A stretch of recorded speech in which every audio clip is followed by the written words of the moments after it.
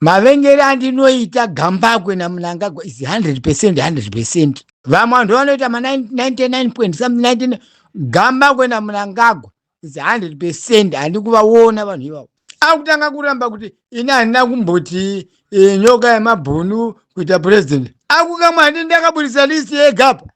Achifarazi Fazai Mahere is almost 100%. Ari kutevera kuita president nyoka yemabhunu. Kulen TV. Atibatike zvechobu. Ndepe mzaya Kulen. Yo nongobata kochetovha wadini. Wosimudza. Ya, inondipe wakanda kwandiri. Handiti handichati bwa ndokandira munyanza. Ya, zopedzwa namashaka. Zano zvaperera mugungwa. Zvapera. Ndini Mr. D. Chidhakwa beta. Handiti wazona ka. Ya. Yo unenge chirovera futi koko. Wapedza kurovera wokandira kwandiri indobva ndakandira munyanza. Zvakuenda kumashaki majoko. Hakuna makarwe koko. Mungoziva zvinoita shaki zvarinongoita shaki. Pose newelo. Inokurubudza zvikepe zvikuru zvese zvomira mugungwa. Fanga zvedu isusu vana Mudhara D, vana Mr. D. Zimwe yacho ikatsamwa zvikepe zvikuru zvokurubuka mugungwa. Ndo zvichazoitika hamene koko kuZimbabwe koko. Asi kwete shipi yakatakura vana veZimbabwe. Ayo yaifeka kurubuka kunyepa. Yakati incharamba ichingoflota chete. Right. Shoko randauya naro today. Ndere benziri. Handineti Gambagwe. Mavengere andinoita Gambagwe naMnangagwa is 100%. Vamwe vanhu vanoita ma 99 point something 99. Gambagwe naMnangagwa is 100%. Handi kuvaona vanhu ivavo. What kind of person nai kutaura zveshokwadi kuti kwanzi vana Nangira vedu ava vakuti driver chitima cherusununguka.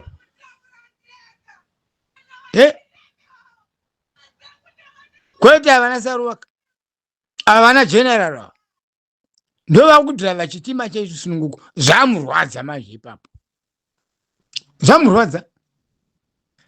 Ndakambotaura kuti Gambagwe kaweka.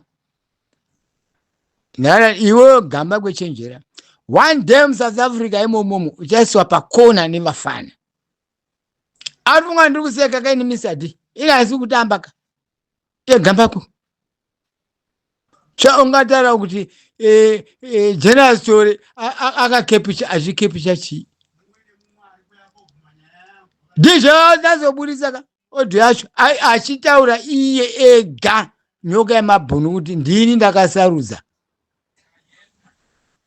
Handiti Gambagwe naGideon Nangiro man General na Gideon. Saka kana achinzwa iyo odho ichibuda ari nyoka yemabhunu, iye achitaura kuti kwanzi vakakepucha kuita overtake. Anonyarira papi Gambagwe dzakakwana. Basa rere kutaura kwanzi ndiri muZambia unorakidza vanhu mavhidhiyo iyo kuZambia kwacho ungati asvika kuLos Angeles. PaZambia apa ndo panorakidza vanhu muTV kuti apa pakati apa Zambia is so what.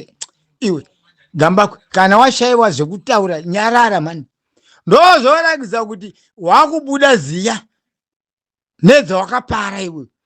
Yo Gambagwe dzako ka dzichabuda sezaMnangagwa. Ndatara kuti Gambagwe uri 100% kusada kuonekwa nevana veZimbabwe nemasizini eZimbabwe. Fanika Mnangagwa. Indofunga isaidza vana mai venyu kana vana sekuru vake Gambagwe naMnangagwa samwe. Zvino manje ka Gambagwe manje ka apererwa manje. Apererwa. Akutanga kuramba kuti ina handina kumboti nyoka yemabhunu kuita president. Akukamwe handi ndakabudisa list yegapa.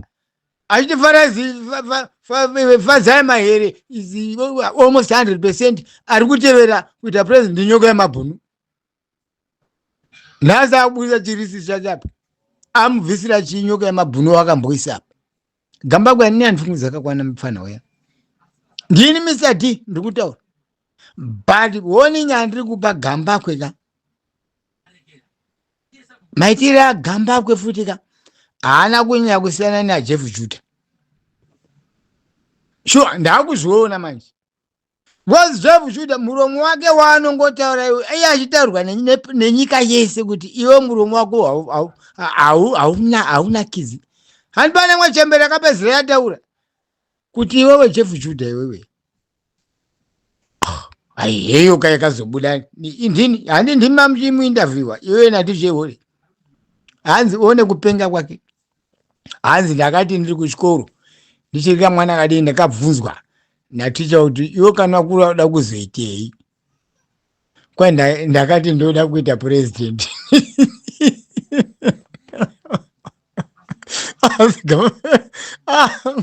unaziva Jeff Judah musoro wake haudhonziwo mushe futi kwai ndakabva narohwa ticha vakaona kuti purezidendi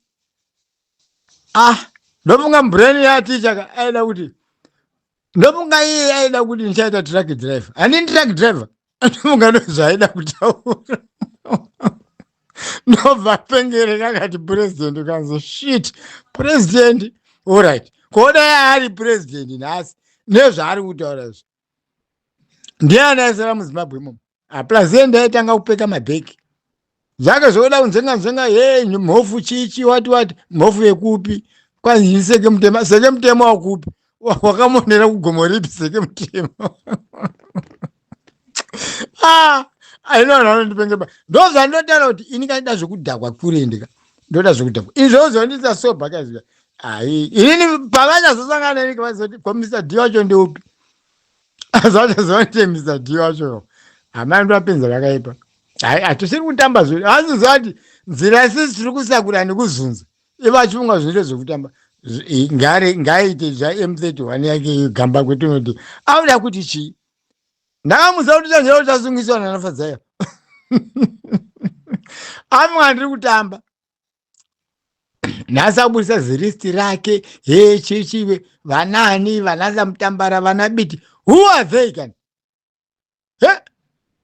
woti musiya marara akaora kudhara sina nebasa wakuda kutungamidza vanhu chaicho vauri kuona kuti ndo vakangwara vanafadzai vanaostarosi vichichi ndo wauda kupinza apa iwewe kuvhiringidza kuita gangu rako iwewe utiza nyaya yako yekuba mari apa afunga kuti vanhu vakapusa gamba kwestupid haagai mufana wewo ndakuzvinya ndakatomhona iwe gamba kweka uchaisa pakona muSouth Africa mako imomo ende uchenje muSouth Africa menyu imomo ndichazosangana neiwe gamba kwepakona usingazivi ndiye Mr. Mdara D uya ndiye Mr. D uyu uone zvandinokuita inombonesa ino akanzwa nditaura ndini Mr. D vangani varuswero vangu oma pane futi muSouth Africa omani kokwandiri zizi here futi andamana Mr. D iye dai arumeka ngaatosesha kuramba achingoshamarira zvaari kuita zvigamba ika ari kuwesta time deni arumwe zvakavhara zipi kuti zi vemutemo vozomuteera kuti but you still remember iwe shamarika une nyaya dzako dzakadai so iye anoziziva nyaya dzake zvese zvaari kuita kazvo apererwa namapurani unoziva zvoita imbwa kana yanga chimhanyisa tsoro ikazonzvengwa yekuda kunorumaka inomira hoo kuti tsoro yaenda nekupi ndo zviri kuita gamba tsoro dzaada kuita ari kufunga kuti kuda kudzibata sokuti hakuna imbwa yanzvengwa pachena so natsuro magengi haazvizivi izvozvo kuti vana veZimbabwe vari kuziva kuti isi tiri kumashure kwani ndokuona musoro vanga zvikuita vana tirawezvo so ungatosvika kuti pamidho uchiti zera rako yotirawo iroro uchiti zanu kwanzi chii kwanzi gusa ruzhinji ndati handisa ndamboona mwana anopenga akadai so rega ipapo angasanganawo mapenzi ipapapo kuti uye Jeff Judah koyatirawo wacho hayi ndimambo varowanisa bhokiseni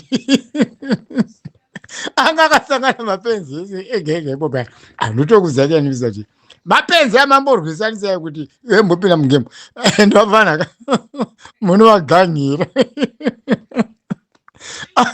akure ndinonakisa unenge wakufa zvako nekuseka zvako aungatazviseka zvakadaro zvichimbumburana zvega ipapapo ya zvigairanga zvega zvega izvozvo ivava vana Jeff Judah ivava naivava iye vari kumbumburana naive vana mitrao ndo mazigananga mahombe iwe zati zvakakwapurwa naticha nangiro Jeff Judah noti ndoda kuita president tichakati mwana une mhepo akati mpama ndofungaira kuti ndichaita truck driver ani truck driver ndo zvaida kudara mshuwa akarasika mhepo zvimubvunzo zvavamwe vachibvunzana ka iye natrauka unongoona nhasi asi munombovagona vafana iyo naticheuri munombovagona agovesa mugiraundi mapenzi ega amusadi anenge achiseka zvake masekero anenge achiita iwe kure ndo anenge achitobaika zvamuna kuti nhasi mapenzi asanganidziwa nhasi awari kandifare zvangu misati chasikani chekuti kada kudhakwa voda kundiitisa sopa ipapo I don't want ipapo vanenge vanditokonya manje ipapo ya rega zvipedzerane ikoko kuzano yavo iyo yamunangagwa iyoyo ya but munovagona mumaonza padhuze vanenge vachunga kuti kune nyaya dzakanaka aregaone zvikotosorana kwaita naJeff Judah iwewe tirawo iwewe vanzani column ya Malcolm ya panongosangana newe chete ndoda kumamisa akure ndimombonakidza fana tina zirwe rega zvirovane zvakadaro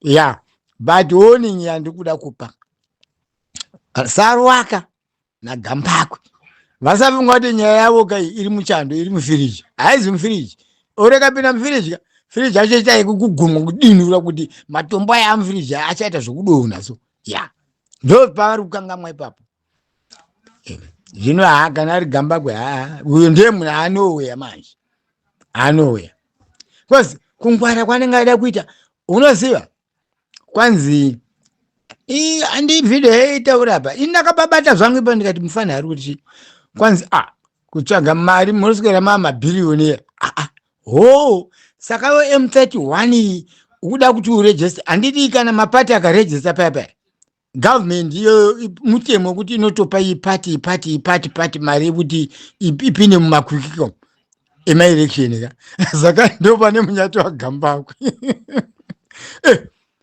vangoti hando kapati kedu ako chichi ungodzi mari handi ndipe pavamwe chete naye Garuna Mnangagwa kungodira ka kuda kuvhiringidza macitizens eZimbabwe kubika kuda kuita gangu hino havaziziva kuti vanhu vangwara vakuvaziva havana Gambakwe naSarwaka auda kunyepa chichi zana kwanzani kasukwere kunyepa data rese rataurwa apa naDJ Hori retsoro yese iye general story akataura data rese kutaura kuti zvakadai zvikadai in and out left right and center right pazonya kundipedza manje yandiziro rinopaiti kwanzi vakaita zvokukepsha audio yazobuda kaizvo yanyoka yemabhunu uchati kudini zvofanira kuti ina sister vaya vatete vedu ava vanozana sinjonjo vaya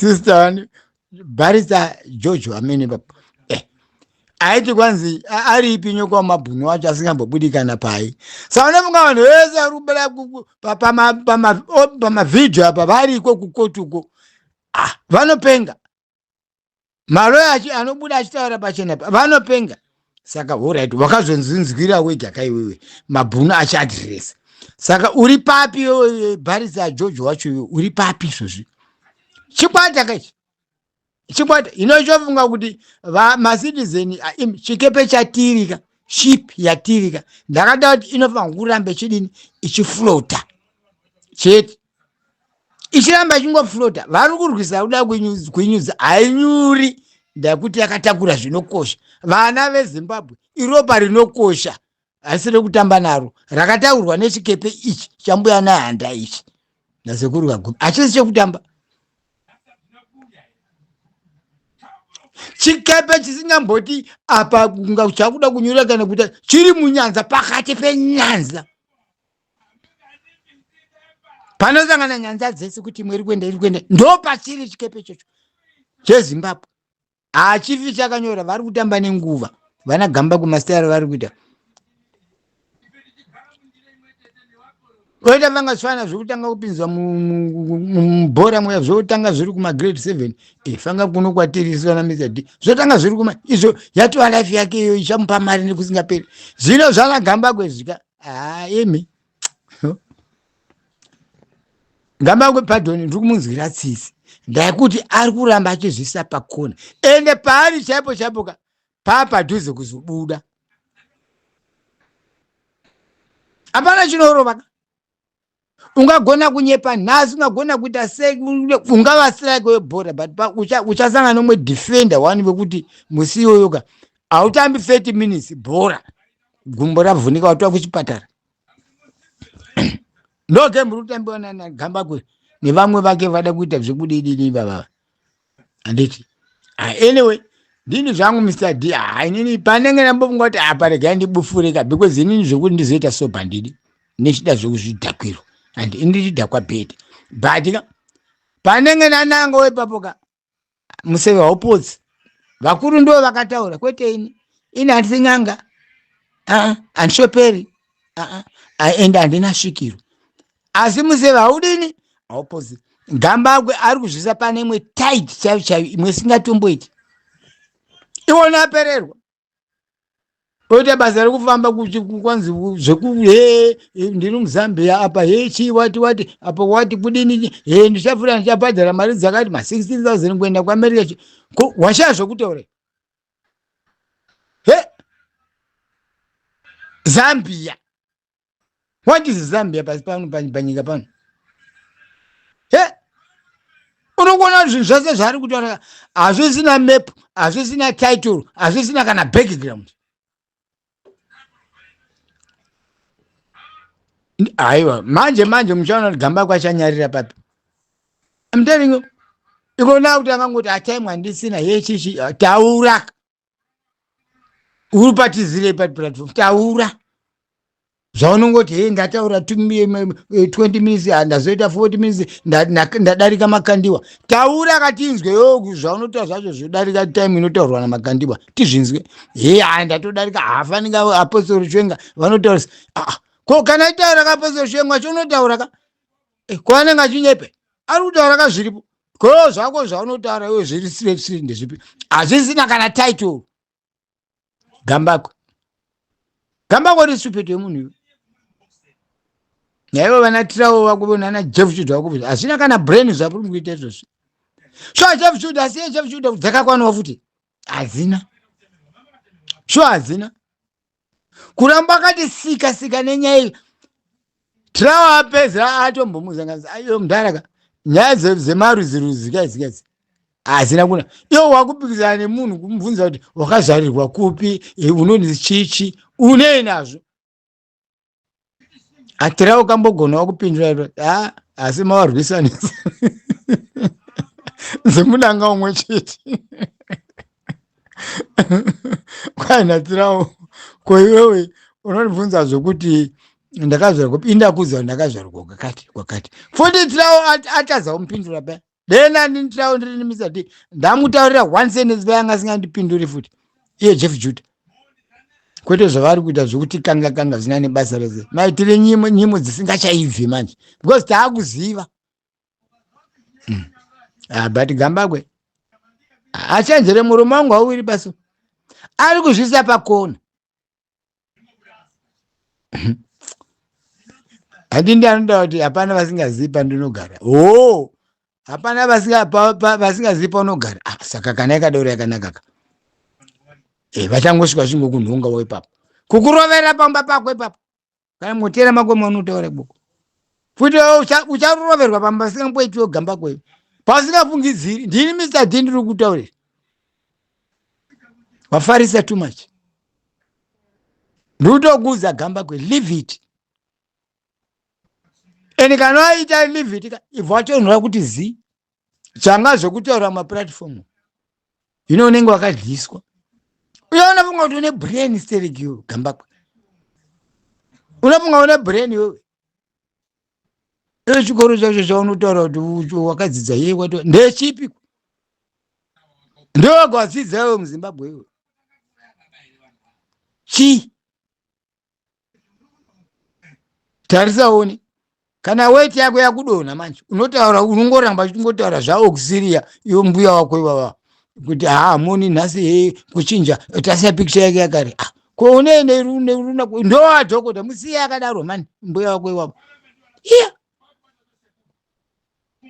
une pachenyu pedzerana ikoko kana yo ndi gamba kwana muromo kwanza I'm sure anofanwa kuvaka poisonio tarisaoni kwakuenda gamba kwe anenge aitoziva gamba kwe ndemuisa kuti asi hapana iziva kuti Mnangagwa kuna mainini second lady nhasiwa kuti poison saka poison iwe uruda kuti chii apa gamba kwe waura kuti second lady ndo ya poison first lady ino Mr D nechona brain dzako kwadziri iwe gamba kwe.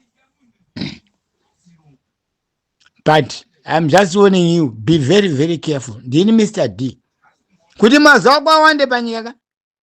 Ndambokuudza kuti iwe mudzimai wagamba kwe kana uchiteerera zora murume wako kuti baba zvamakuita guys. We are crossing the red line. Kwete red line anoudza general story kuti wakuda kucrossa red line. Iye ndiye ari kutocrossa red line.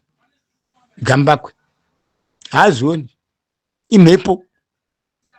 Ine mhepo yacho kaicha shambupuri chinomhara. Achiri kutenderera but akunomhara manje. Wati adini achabupfura zvese. Uya ndiye achareverera gamba kuya. Ukanza munhu anenge achingoti andini hapana chandisingazivi taura. Kana uri munhu anoti hapana zvandisingazivi taura. Hino kana akutaura anenge akunyepa apa ari kucreata. Bongozozo rekuvhingidza vana veZimbabwe. Gamba kwe. Ndiri kumupa zvemwe warning gamba kwe. Ndechipiri iyi. Gamba kwe, be very careful. Ndiri kutaura mu South Africa imomo kwako Cape Town kwauri ikoko. Be very careful. Vafana vari kuisa pakona manje iwo. Ndokutauri vaunovimba navo ivavo ndo vachaona kuti gamba kwakufarisa achazotirasisa. Vachatanga neiwe iwewe wobva wanyura nya. Ndatini zvokuti kandida zvokudhakwa ka handiri zvokuitwa sopa Mr D nida kumwa right. Ana mashoko akawanda today kuma general kuma soldier angu vafana no nhasi handisiko ivo vari kuziva zviri kukoko.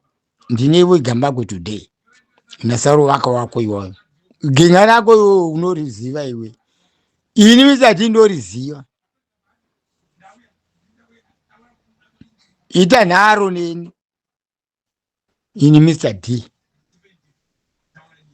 Handi chayakakudza kuti kwanzi pane chifumuro inenge ndakuzoita chekufuridza. Unoziva zvinoita munhu ane nzara yekuda kudyaka kana yekuda kunwa sei nangu chidhakwa Mr D. Nhuzi ngaiwire mudoro mangu ndinoifuridza kuti fuck off ngainowirako ndandikuda kumwa ndidhakwe. Iwewe ka semustaira uchenjere ipapo. Kana zvakuda kuitika unofuridzirwa kuwewe. Chifumuro chotevera manje yori furo iri pamusoro panongwira chinhunzi because tongoziva nhunzi painongodonha chete yabva yamama. Zvino nenzara tongoninge ifuridze iendeko. vanadzo mari vanobva varasa kana kuri hwahwa hwacho hwese ukarasa apa wozoita sei kutoita hwekutodengezera kuti udhakwe. Zvino ini zvekuti kana ndida zvekudhakwa ka ndoda kuitiwa sopa handidi. Right, Gambagwe ndakushikupawo ndini Mr. D. Zvauri kuita kaizvi uri kurima gwenga kusima mhodzi zuva rakapenya kuti nya kusina gore kana remvura kungoita benzi rongotimba pasi zuva richipisa richikanda mhodzi unenge mhodzi dzacho ziri kuenda kupi zuva richipisa hakuna kana saini gore remvura. Ndo zvauri kuita iwe, hausi kuziva zvauri kuita. Anyway, ndati nditaurire kune vana veZimbabwe kunyanya mumafana manga mumafana mune sekta yenyu so sunga dzisimbe chero ramai makada uyu Gambako ari kuvhiringidza vanhu uyu mari dzamuwandira dzezvigananga anofunga hatisi kuziva makona acho nemabhiriji zvese anofunga hatiwani kuti mvura ikana icherera inorasira kupi nekwairi kubva hatizivi kuti inobva papi. Indataura ndini Mr. D. But ava nhasi ndo vambondinakidza Jeff Judah naTrao ndamboti zvimborovana zvakadaro hande mavasete vapano iwe natije kuretu newe tije natije mavarongera kuti arega zvimborovana kure ndinoona wabata muromo nekuseka kuti handoti ya keroni mufana rega zvirovane zvakadaro. Munyazo kutsvaka futi mwana kutaurisa sei kubva muti gete nofuti ngamborwana mabhuri waitoone tichingokera chete zvaperezvo rega zviwanewo chizvimwira kana koti rako ndoanzo chikuona zvimwe zibhodho remba rova riri zikoti rehwahwa amene kuiko kusazavika momwari chii rechirungu ikoko rova rakadaro izvi chirovana ipapa handitika and Mr. D nechonoti hanhasi vafana vaika vagona basa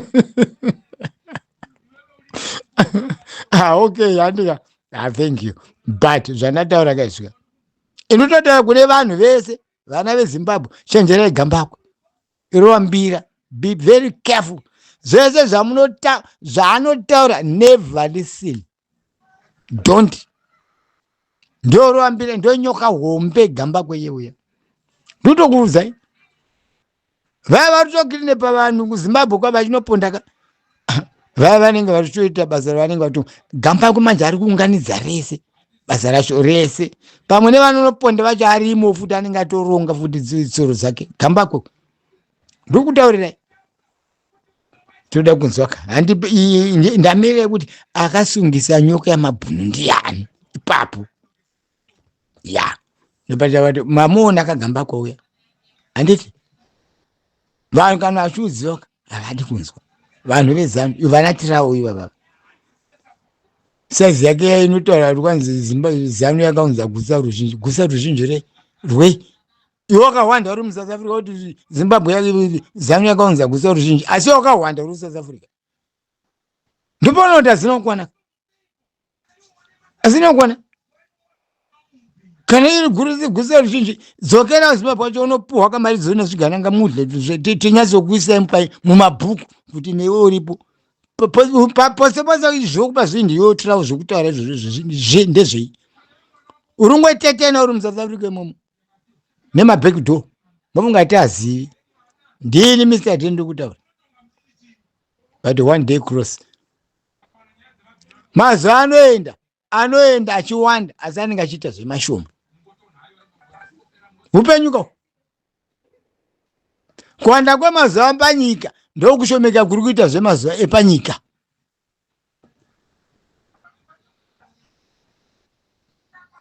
Ranhasi haridzokereri ratodarika ine nyanguva kora sekuti nhasi New Year nhasi Christmas Day but chiona kuti Christmas Day yacho chai Christmas Day yakaitwa uri musi wa25 December uri musi wechingani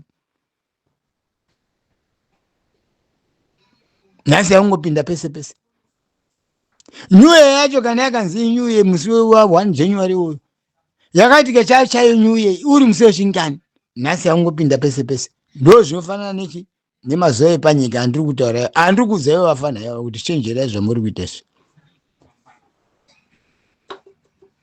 Zuva regungano richauya riri rekuchema mwachipururudza imbofarai mbodlai mari dzenyu dzezvigevenga izvozvo but hapana tisingapinduke tarisaone zviri kuitika muhurumende yacho iyoyo yezvigananga kuti zviri kufamba sei. Hazvisina kana headline ka hazvisina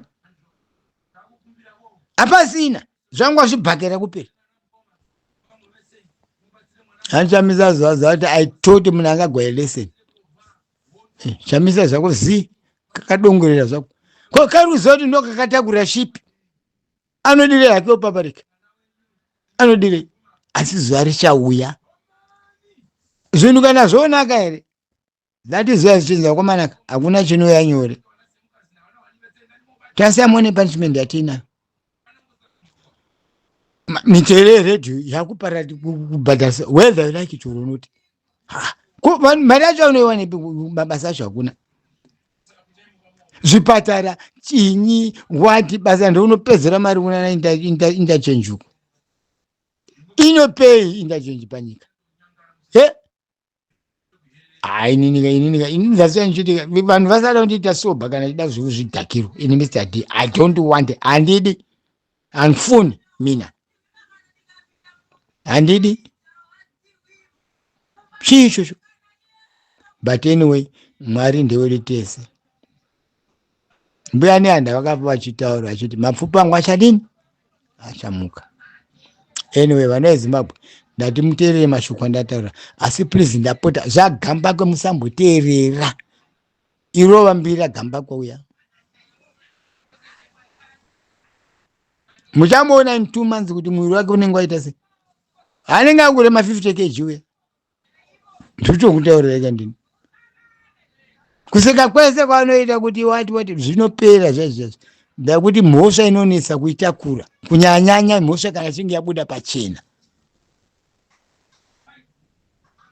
oita se wakaponda munhu iko kuponda kwakwari kuita ikoko pane kuponda kodarika ipapa ndokutoponda kwari kuita ikoko gamba hapana kona yasiri gambakwe muzanu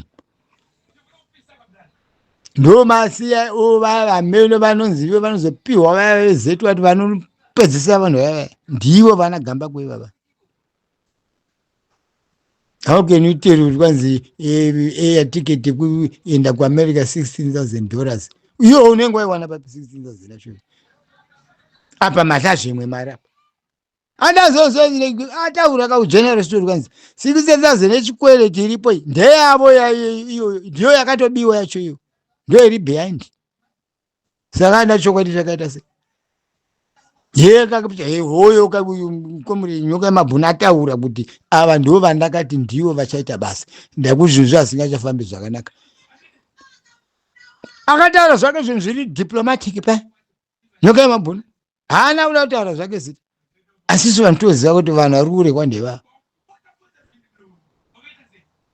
zvino haana kunyara achinzwa iodhi yacho ichitaurwa naye nyoka mabhunu pachake vanhu ngatingware mandi atidi ini kanchiti kanida zvekudhakwa sokurendeka handidi zvekuitiswa sopa ndosikuenda kukikana nematv yangu munhu I don't want rubbish yakadaro so I don't want yeah okay that's it. Uvanyorere tsamba vana veZimbabwe vanzwisise kuti izvi zviri kuitwa naGamba please siyanai nazvo imhepo imheni Gambako